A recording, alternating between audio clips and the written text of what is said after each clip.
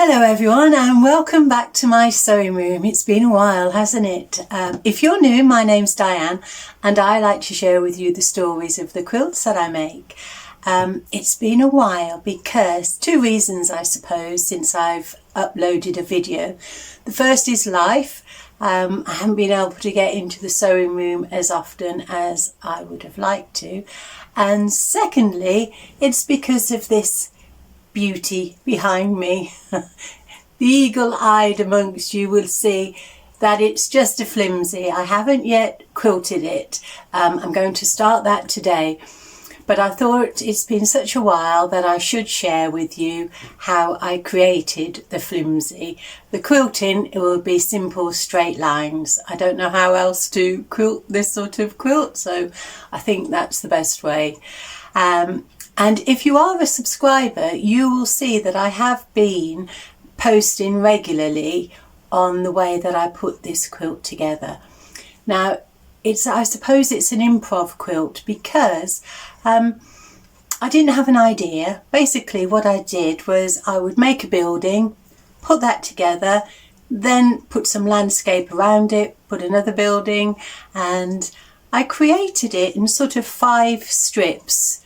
So if you look at the top, I will get some better light, I think. But if you look at the top, you can see it's a snowy sky.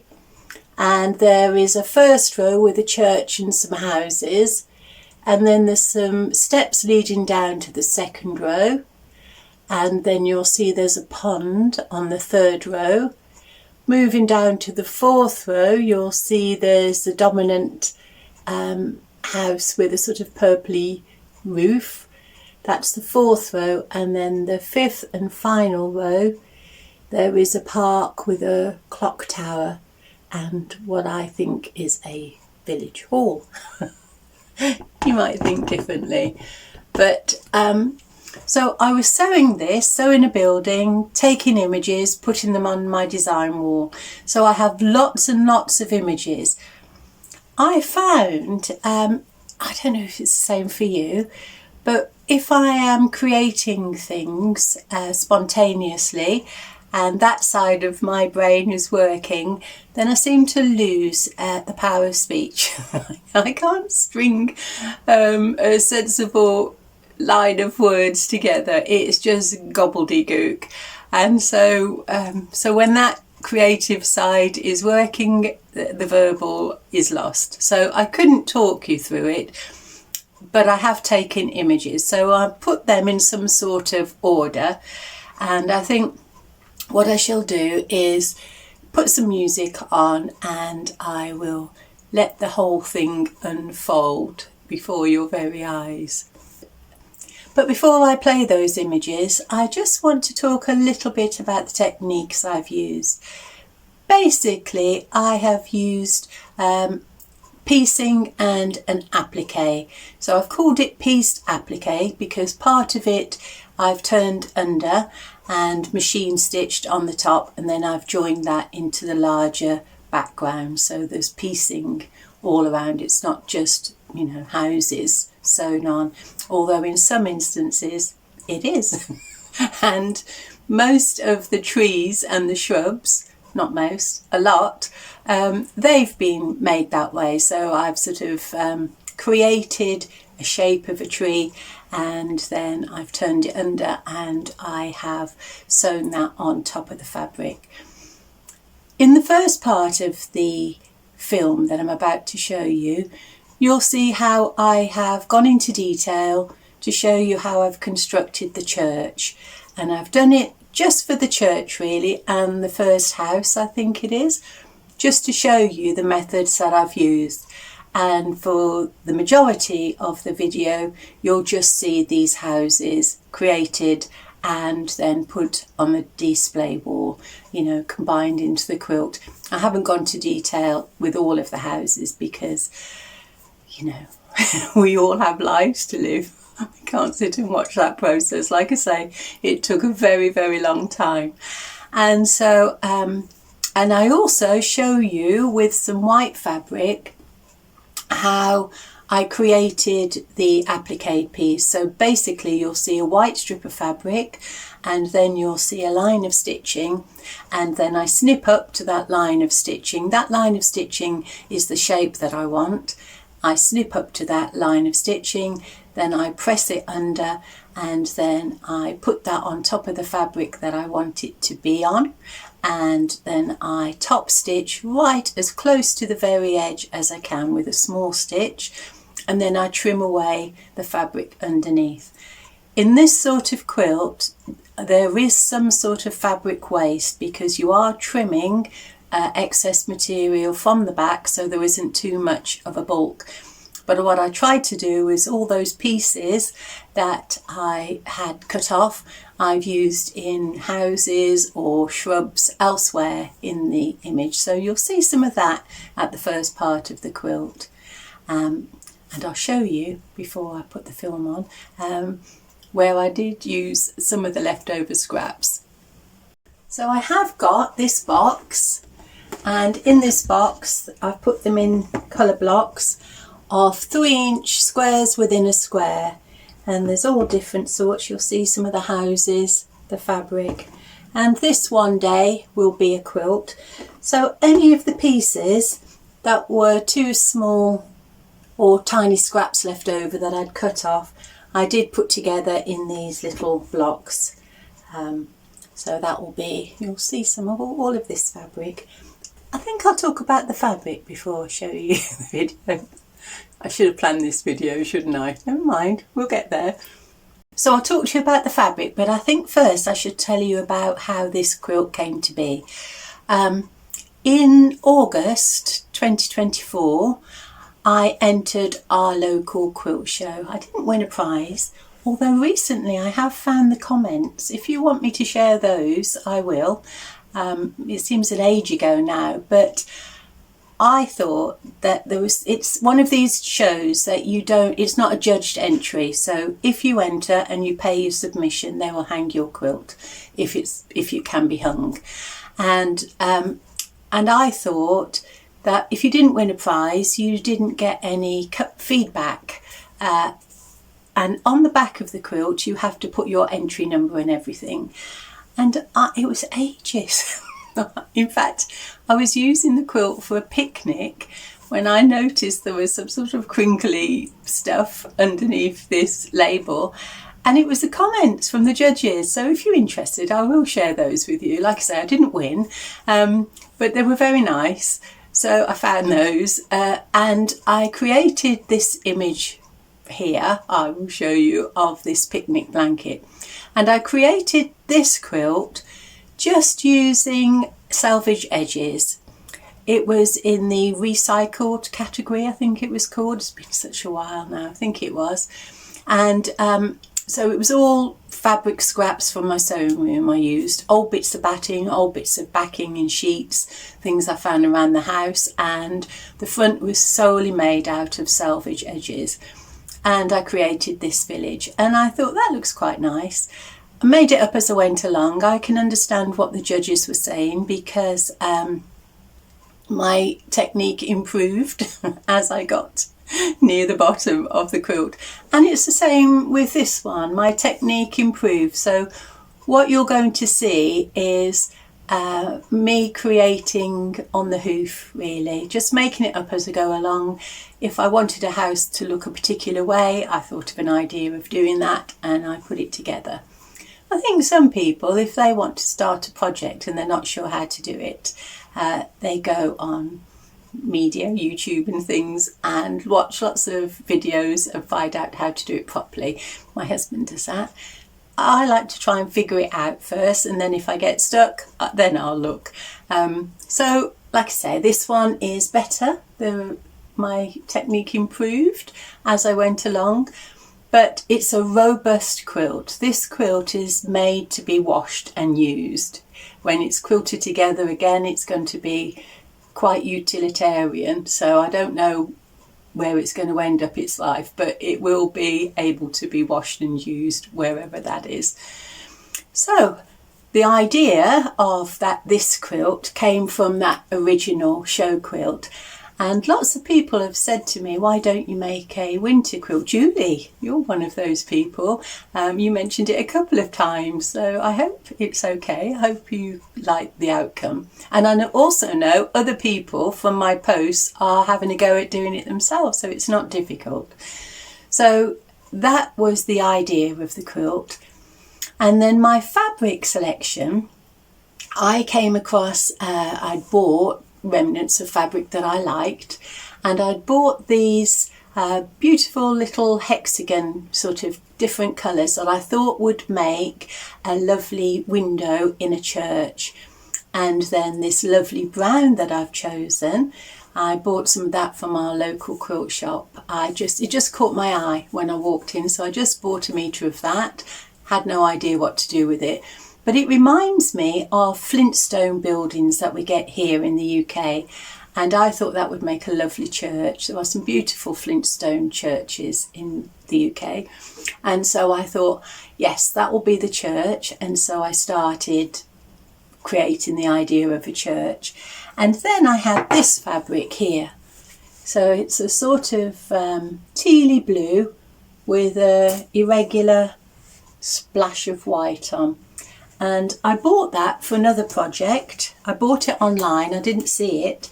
And when it came, it's not a really bright teal. And I bought that to go with some of the fabric, and it didn't work with the other fabric. So I kept that in my stash. But I thought, if you think of a late winter afternoon when the snow starts to fall, I thought that's the perfect colour sky. And so those were the three fabrics that I had to start with. And then I thought, thinking of the snow falling theme, I thought I'll look through my stash and I'll get out any bits of fabric that I have that have white dots on. And so if they're brightly coloured, I didn't mind that. Dark colours, any colour would do.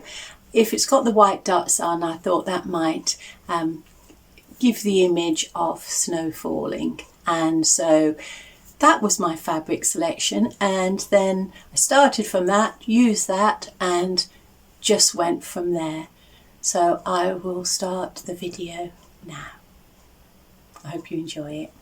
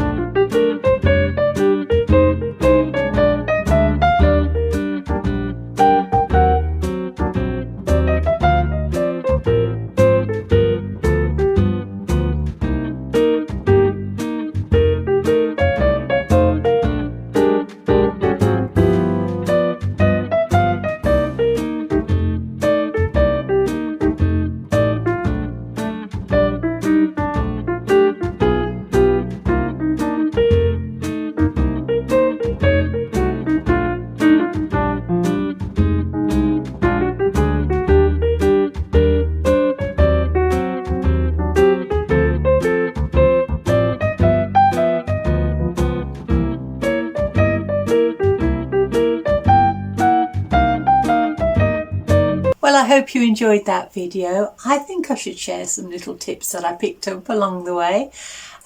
If you create a building or the sides of the building aren't quite as straight as you would like, or whatever, you can hide it with a little bit of applique. You can put a tree or a shrub or another building in front. That can solve lots and lots of problems, and just have fun with it. I mean, I was hoping to go for like a folk art sort of image, and I think I've created that. It has a charm of its own. It's not meant to be perfect.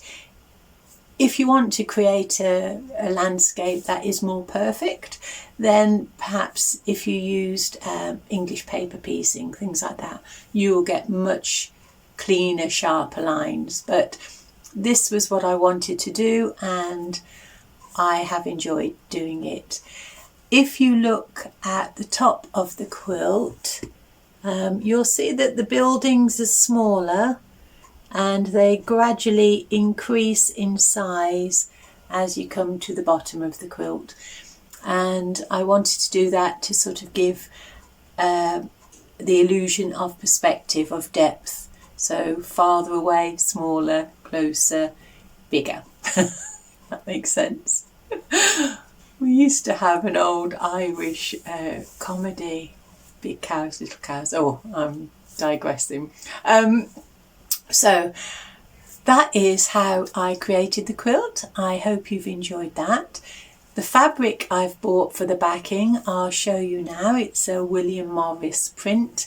It's a wide back, and I think those colours will work well. In the end, I decided not to include anything too Christmassy on there, because I thought if this quilt is to come out for the winter season, it's got a longer life than if it was a Christmas quilt. So I haven't put sort of Christmas decorated trees and things like that in there, and that's the decision I made when I was creating it. But you know, have a go if you feel like doing so. It's a really fun thing to do. It's like playing when you were a child, playing with fabric. So I'm going to get on now and start the basting, and then I will quilt this. And I'll see you again very soon. So thank you very much for your company. I will finish this video with some close-up shots of the quilt, and I will see you again soon. Take good care of yourselves, and thank you very much for watching. Bye.